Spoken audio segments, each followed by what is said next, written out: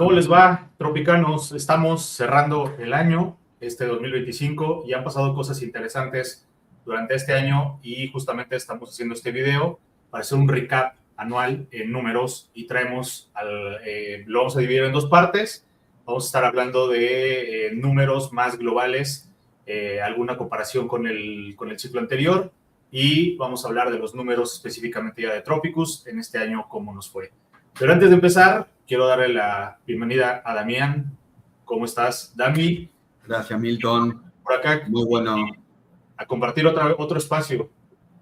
Otra vez, sí, ya estamos acostumbrados a charlar entre nosotros, así que nada, qué mejor que juntarnos una tardecita a hablar un poquito de préstamos colateralizados en Bitcoin y sobre todo en el caso específico de Tropicus. Y cerramos el año, Dami. Ya se acaba, pasó rápido, ¿eh? ¿Cuántas historias? Sí, sobre todo las últimas, ¿no? Creo que fue un parteaguas en el... Yo considero que de forma global en el ecosistema, cuando estamos hablando de Bitcoin y estas cuatro historias que desde Tropicus estuvimos contando, creo que va a ser un parteaguas interesante para la industria y para específicamente el sector de los préstamos. Exacto. Mucha gente que se dio cuenta que Bitcoin no es solamente para ahorrar y protegerse de la devaluación, que claramente es lo principal, ¿no? Pero sino también que se le puede dar un uso, sobre todo cuando tenemos una emergencia que también sirve para eso. O sea, nos tenemos que acostumbrar que no es solamente para enviar, recibir, protegernos de la devaluación, de la inflación, sino también que le podemos dar un uso, ¿no? Y sobre todo usarlo como si fuera una casa de empeño donde podemos empeñar algo valioso, que eso es Bitcoin, y no venderlo, porque después en un par de años nos vamos a arrepentir de decir, vendimos a este precio, mirá lo que vale hoy, que medido en dólares es eso, pero estamos vendiendo algo que es escaso. Muchas veces comentamos el caso de minas de oro que se encuentran y demás, pero acá estamos hablando de 21 millones nada más. Entonces, creo que es algo que decís, bueno, lo podemos guardar, pero en el caso de necesitarlo, lo podemos utilizar. Que utilizar no es sinónimo de vender, sino de colateralizar.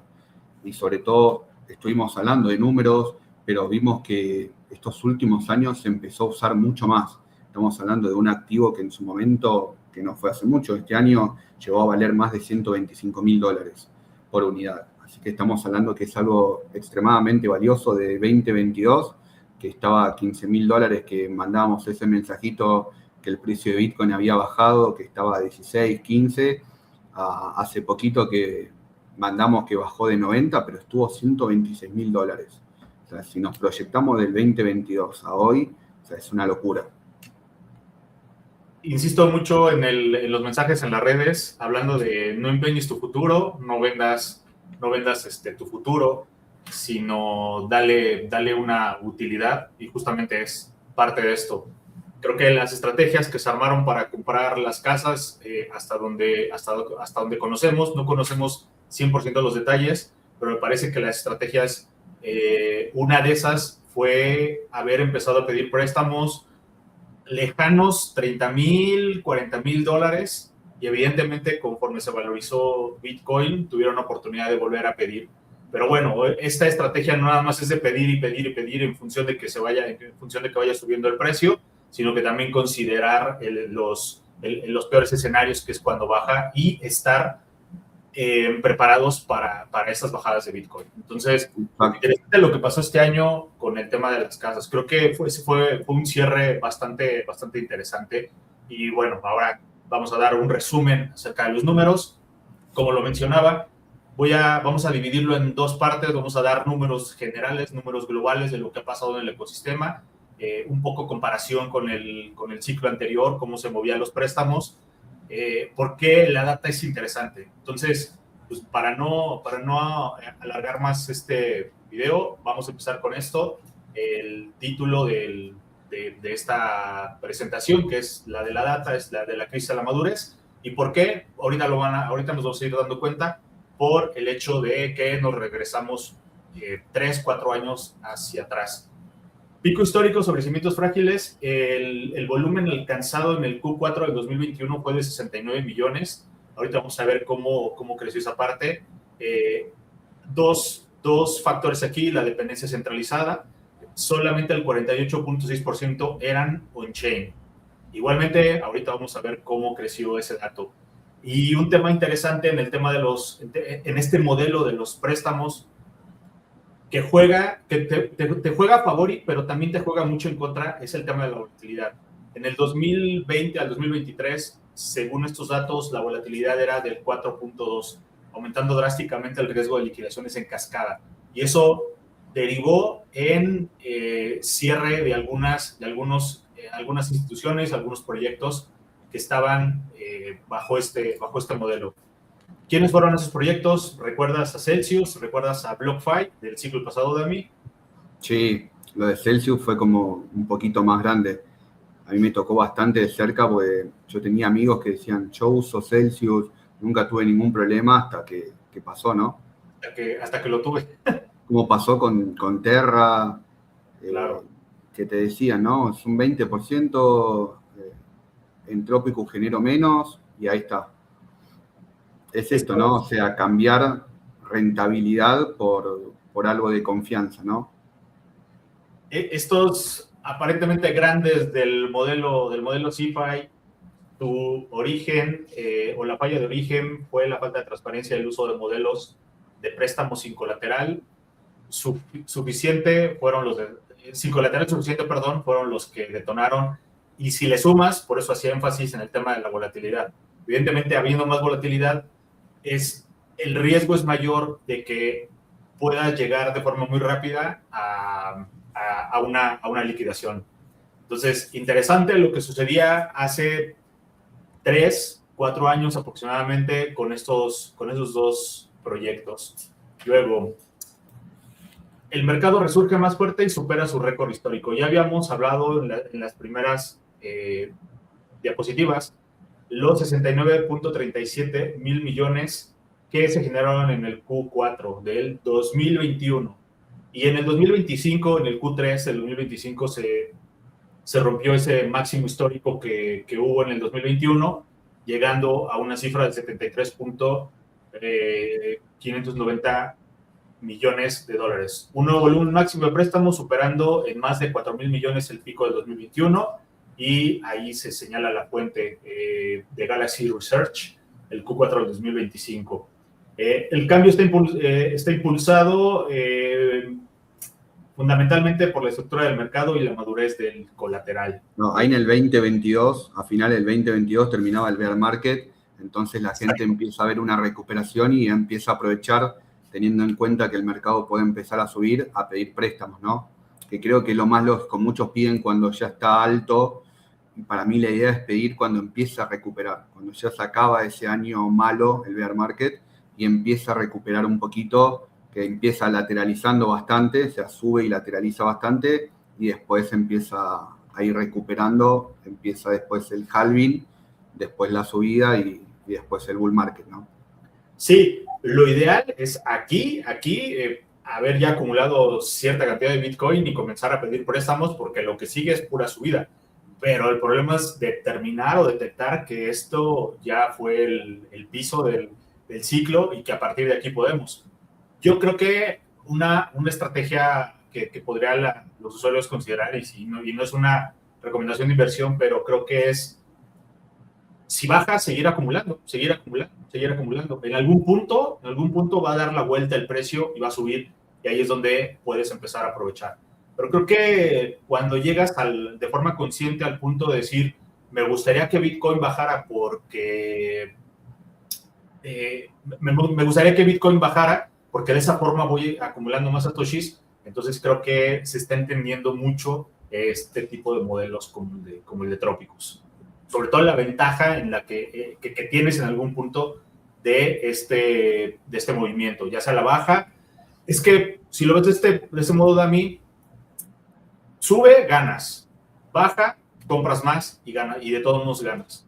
Creo que cuando llegas a este punto de forma consciente, ya entendiste muchísimas cosas del potencial que tiene Bitcoin. Mirá, yo me acuerdo en un momento cuando habíamos pedido un préstamo, yo estaba en Espacio Bitcoin, estaba hablando Dieguito Gutiérrez, y pedí un préstamo en 15.800. Después bajó a 15.000 y pico. Pero lo que hablamos con Manu Ferrari, de ahí en adelante esa deuda se licúa. O sea, con la subida de Bitcoin y la deuda que vos tenés, con los intereses que te cobran en dólares, esa deuda queda totalmente licuada. O sea, no es buscar el piso porque no lo vas a encontrar nunca. O sea, yo estuve cerca, pero nunca fue mi intención decir, bueno, yo creo que va a llegar hasta acá. Yo había comprado arrancando el año en 44.000, que ya había bajado de los 60 y pico mil, y poder sacar un préstamo en 15.800 como un sueño. Después había subido a 30 y dije, ya está, había duplicado el precio casi y estaba bastante conforme. Pero estás tranquilo al decir, bueno, yo supongo que acá es un buen precio para sacar un préstamo y si baja tengo la posibilidad de agregar más colateral. Nunca hacerlo con la totalidad. Eso también es hacerlo con lo que vos duermas tranquilo, ¿no? Que vos digas, che, y si el precio baja un 20%, un 30%, no te preocupás porque dormís tranquilo. Yo creo que eso es un gran factor, que es, bueno, sacar el préstamo en el momento que vos quieras, pero que te deje dormir tranquilo. Si vos dormís tranquilo, estando ahí al filo, poniendo todo tu colateral, perfecto, hacelo. Si dormís tranquilo, pidiendo un 20 o un 30% de tu capital y tenés mucho más para agregar, mejor todavía. Si podés dormir tranquilo con eso, perfecto. Yo creo que cada caso es particular y es lo que no te quite el sueño. Claro. Una de las estrategias, recuerdo que tú comentabas, esto fuera de redes, fuera de este tipo de espacios, que tú cada vez que bajaba Bitcoin a, no sé, 5%, 10%, hacías una compra. Sí. Entonces, si una de las estrategias ahorita que está sobre los 87, 90, dices, bueno, baja 80, compro, baja 70, compro, bajo. Si baja 75, compro. Si baja 60, 65. Entonces, creo que puedes ahí determinar una buena estrategia para acumular si verdaderamente esto ya pudiera ser un bear market. Exactamente. Mirá, yo seguía acumulando siempre desde el 2018 que entré, pero después vendí, pero desde el 2021, 2022, llegó el 2022 que compraba todos los días una cantidad fija. Después, que yo decía, bajaba 5%, compraba un porcentaje. Bajaba un 10, compraba otro porcentaje. Bajaba un 15, otro. Y así iba comprando cada vez más. Y hasta la fecha, hasta que subió Bitcoin a 120.000, yo seguí comprando. Después de 120.000 no compré más. Pero vengo comprando en 10.000, en 15.000, en 20.000, 30.000 y así hasta llegar hasta los 120.000. Ya después de 120.000 no compré más. Pero o sea, es eso, ¿no? Es tener convicción, porque también te pasaba eso. Yo compraba, no sé, $100 y los $100 te valían 50, te valían 30, te valían 40. O sea, llegó un momento que dije, me está enfermando, voy a dejar de mirar. Porque ya cuando tenés una idea fija, decir, lo necesito para llegar a esto, es como que en un momento te hace mal. Pero comprar y olvidarte creo que es la mejor opción. Así es, Dani. Y bien, para continuar que aquí con la data, el cambio estructural, el ecosistema ahora es mayoritariamente descentralizado y aquí lo podemos ver. En el Q4 de 2021 se distribuía de la siguiente forma. CeFi 51.4% contra OnChain 48.6%. Esto ya le dio la vuelta en el Q3 del 2025 y CeFi bajó cerca de un 20%, llegando a un 33.1% y los préstamos on-chain representan ya un 66.9%. Eso me parece que es benéfico para la industria, para todo el sector de finanzas descentralizadas, por supuesto para Bitcoin, por supuesto para Rootstock y por supuesto para Trópicos. Creo que ahí mejoró mucho la UX, porque antes era bastante más complicado. Hoy en día lo tenés todo mucho más fácil, ¿no? Simplificado, por así decirlo. Podés ver cuál es tu zona de riesgo, hasta cuánto debería bajar tu colateral para ser liquidado. Creo que esa era una de las ventajas que tenía plataformas centralizadas antes, que te mostraban información muy simple y tenías que hacer un solo clic. Hoy en día es igual, nada más depende de la red, tardás un poco más, un poco menos, pero creo que la UX se acercó mucho a la simplicidad que tenían las plataformas centralizadas antes. Mala UX y UI dentro de las plataformas o protocolos descentralizados, más volatilidad. Entonces, la volatilidad creo que estaba por lo menos 3 puntos de porcentaje más arriba de lo que ahorita, según los datos, está.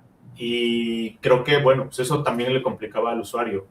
Sí, tiene sentido por qué los usuarios preferían CeFi a on-chain. Y que hay muchos que no están preparados para hacerse cargo de esa seguridad que tenés que tener en cripto, ¿no? Así es. Bien, bueno, pues vamos con la siguiente, y es un poco de lo que hablábamos. Es una forma gráfica de representar la volatilidad del periodo del 20 al 23, el 4.2% de volatilidad diaria. ¿Esto qué representa? Alto riesgo de liquidación, tasas de intereses más volátiles y primas de riesgo elevadas.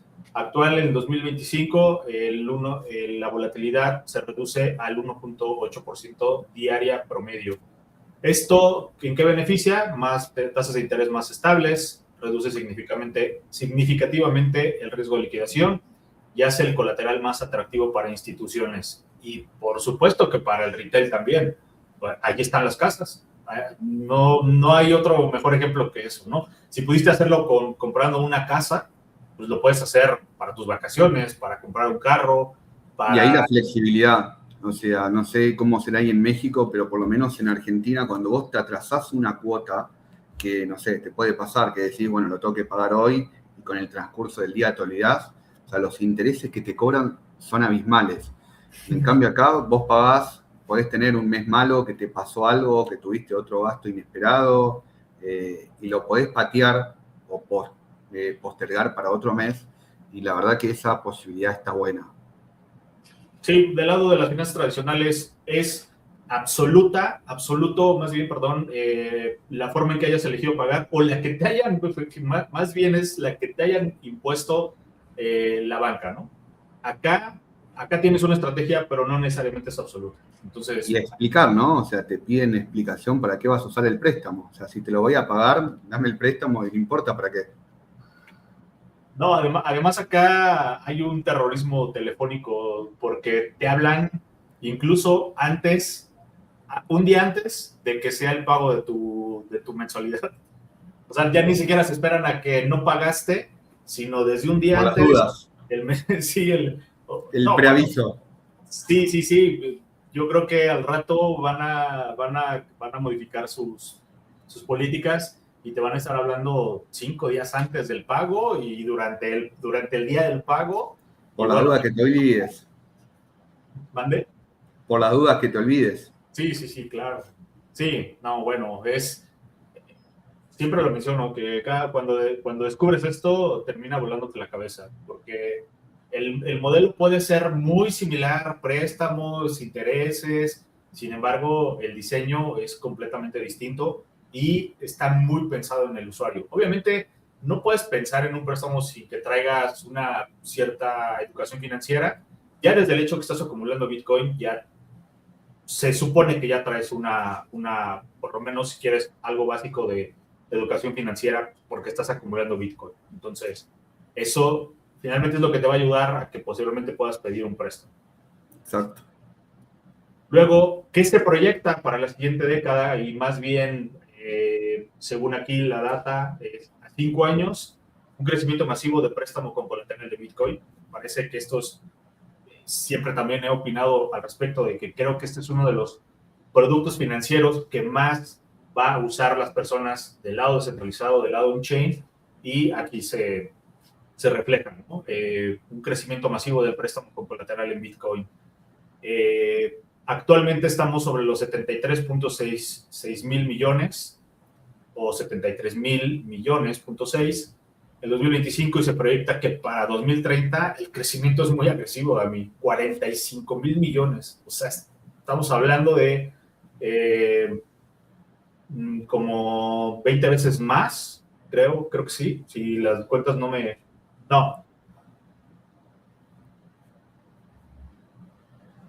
No sé, no sé el porcentaje, creo que debe ser como cuántas X de 73 a 45 mil. No. 45 millones. ¿Mande? 45 millones. 45 mil. De 73 mil, 73.6 a los 45,000 millones. No, son más de 100x. Sí. 100x son 7,5 millones. Sí, bueno, pues esto es lo que los expertos dicen que va a crecer. De este lado están las razones. Ahí pueden poner una pausa para que puedan revisar cuáles son las causas, y de toda la presentación pues les sugerimos que analicen bien los datos que están aquí. Y para terminar, esto es como una especie de resumen. La historia del préstamo respaldado por Bitcoin es la crónica de la evolución del colateral mismo, y se define por ser transparente, por ser programable, por ser eficiente y por ser resiliente. El mercado no solo ha madurado, ha establecido un nuevo paradigma de confianza y eficiencia para los activos financieros del futuro, completamente. En resumen, Dami, ¿qué opinas acerca de esta data? Que nos va a dar pie para hablar de la data específicamente de Tropicus en el 2025, pero quería traer esos datos a la discusión, aquí a la mesa, aprovechando que estamos hablando de datos, porque es bien interesante conocer qué sucedía hace 3, 4 años. Yo creo que va a venir mucho más gente cuando personajes como Saylor y gente que ya tiene Bitcoin.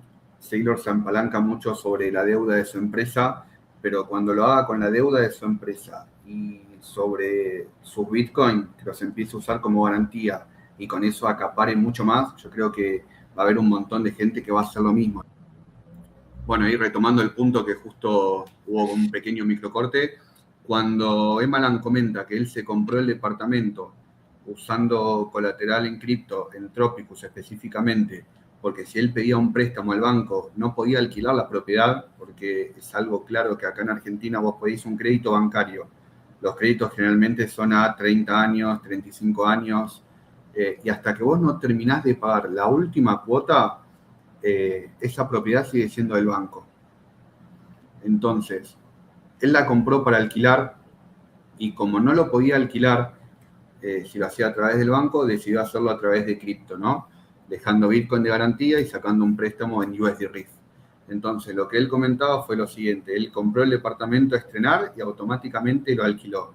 Entonces, con ese alquiler va pagando la cuota del préstamo y prácticamente lo que él me decía, el préstamo se paga solo y después me queda el colateral intacto, o sea, no vendí nada y me queda el departamento. Claramente no lo puede usar, pero después de 5 años más o menos, el departamento es mío, se terminó de pagar el préstamo y yo no tuve que vender ni un solo Satoshi.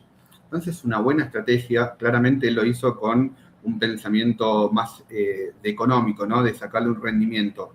Pero también hay mucha gente que puede acceder a su casa, a su primera vivienda y vivir ahí y pagando el préstamo a su medida, a su tiempo, automáticamente como si pagara un alquiler, con la flexibilidad que te ofrecen las finanzas descentralizadas y además pudiéndolo hacer, no sé, un mes puedo pagar más, otro mes puedo pagar menos y no tenés a nadie atrás diciéndote si no pagás te cobro tanto de interés, o si en algún futuro se quiere mudar y ese departamento lo quiere alquilar, lo puede hacer. Entonces, esa flexibilidad que te dan las finanzas descentralizadas, la verdad que este año marcaron una gran diferencia y creo que mucha gente lo está empezando a ver. Sí, creo que por eso tiene sentido el crecimiento que se proyecta, porque más personas están viniendo a entender esto. Las personas que nunca ya más van a recibir un préstamo, esas personas que en algún momento de su vida tuvieron problemas económicos y finalmente la banca ya los tachó. La banca ya los señaló como no son personas sujetas de crédito. Entonces, ¿cuál va a ser la alternativa? Que se vengan a Bitcoin. Entonces, sí tiene mucho sentido esa curva tan ascendente que se ve. O sea, no voy a decir que es vertical, pero sí está muy, muy marcada. Y la tranquilidad que te da, Milton, porque yo me fui a Chile y tenía la tarjeta cargada con DOC y pagué todo a través de esa tarjeta. O sea, no tuve que preocuparme en conseguir papeles, en cambiar o llevarme dólares. O sea, yo no me llevé un peso de acá, pero literalmente, ni peso argentino, ni peso chileno, ni dólares. Solamente me llevé DOC en la tarjeta y tenía unos RBTC depositados en Tropicus si tenía la necesidad de pedir un préstamo y cargar la tarjeta con un poco más de DOC. Entonces, esa tranquilidad de poder viajar, como hizo José, que se fue a Brasil, que pagó todo a través de un crédito, se sacó un celular. O sea, tener esa posibilidad de decir, tengo la opción de tener un crédito desde el celular en cualquier parte del mundo y poder pagar desde cualquier lado sin necesidad esa antes que tenías que juntar los dólares para viajar. Yo cuando fui a estudiar a Inglaterra tenía que juntar dólares, tenía que llevar la tarjeta, llamar para autorizar.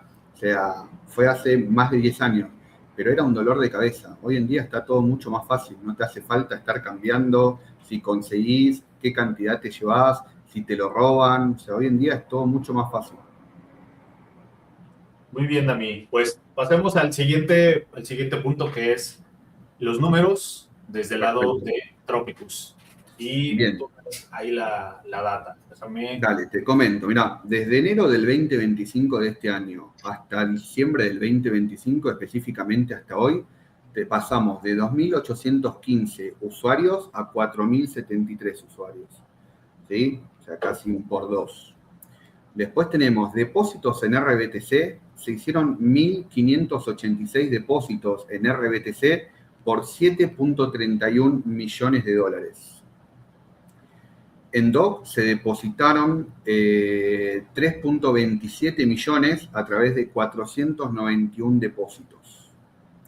Se pidieron 991 préstamos por un total de 3.17 millones.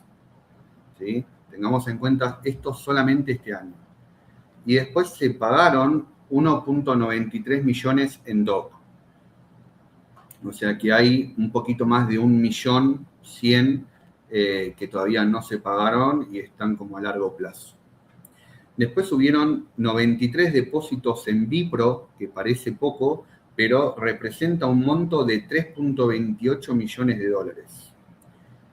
Hubieron además 92 depósitos en USD Reef, que representan 1.35 millones, y acá presta atención al dato, Milton. Hubieron 391 préstamos que representan 1.41 millones. Entonces, para hacer énfasis en estos dos, de depósitos en USD Reef se depositaron 1.35 millones este año y se pidieron 1.41 millones. Obviamente ya el año pasado también había liquidez, pero se pidió prestado más de lo que se depositó en este año. Y Sí, hubieron... porque cuando se lanzó USD Reef se lanzó con tasas bajas. Ahorita Sí, ya está muy a la par, pero muchísimo tiempo el USD Reef estaba yo pedí un préstamo del 5%. como 2 o 3 puntos abajo de DOC. Sí, yo llegué a pedir un préstamo al 5% anual y duró unos cuantos meses, ¿eh? Sí. Y después pagos, hubieron 250 pagos por 403.000 dólares. O sea que todavía hay mucho de estos préstamos que no se pagaron, ¿no? O sea, por lo menos 1 millón de dólares todavía sin pagarse.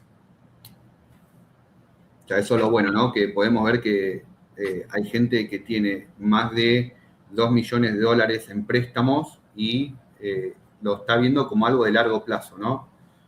Entonces esto es lo bueno, teniendo en cuenta que Tropicus arrancó en el 2021 en testnet, en el 2022 en mainnet y a día de hoy sigue ahí activo y cada vez va acumulando más depósitos.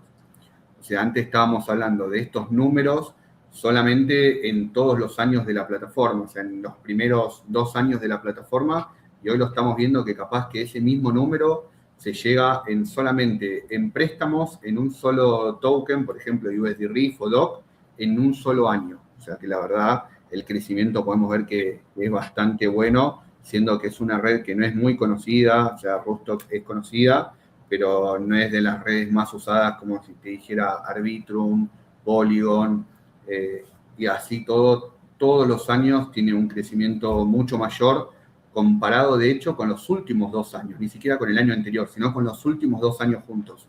Y esto marca como un precedente de que cada vez más gente lo está utilizando, los casos de uso que compartimos en las redes, que Milton va grabando estos testimonios, que lo usan para casa, o sea, ya no es decir, me compro un celular, me voy de vacaciones, que son casos de uso que todavía siguen habiendo, pero estamos viendo que son casos de uso para largo plazo, porque confían en la plataforma y planean, ¿sí? Casamientos, compra de vivienda, mudanza a otro país, que no son cosas que voy a decir, bueno, saco hoy el préstamo y lo pago en 1 o 2 meses, sino que se proyecta para largo plazo.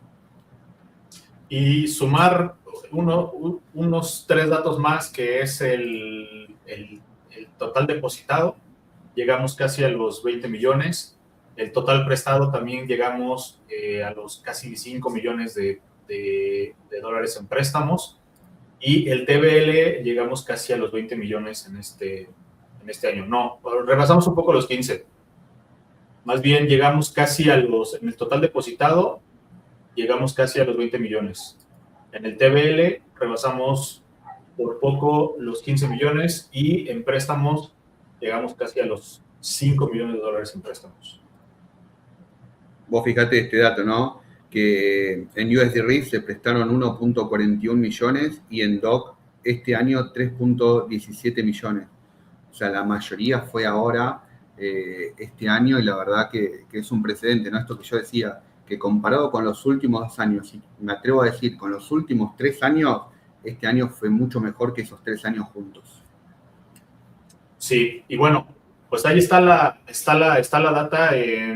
Vamos a compartirla, Dami, ¿te parece si la compartimos inicios de año en las redes? Le vamos a dar un formato que sea más visual.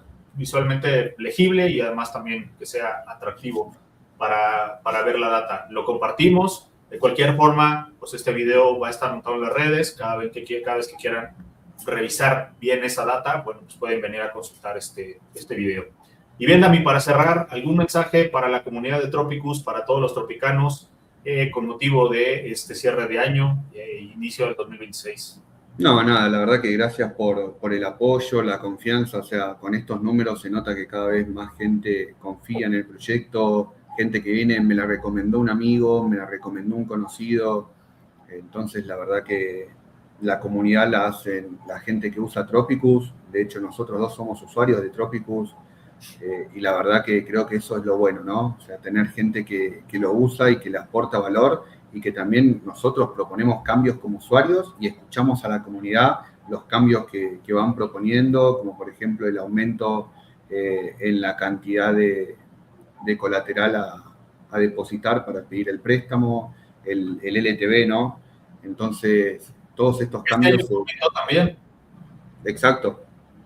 Fue todo este año y todas esas cosas son cosas que piden los usuarios y que se van viendo, ¿no? También la parte de abrir el front de liquidación para que todos puedan liquidar, para que todos puedan sacar una ganancia y ayudar también al protocolo.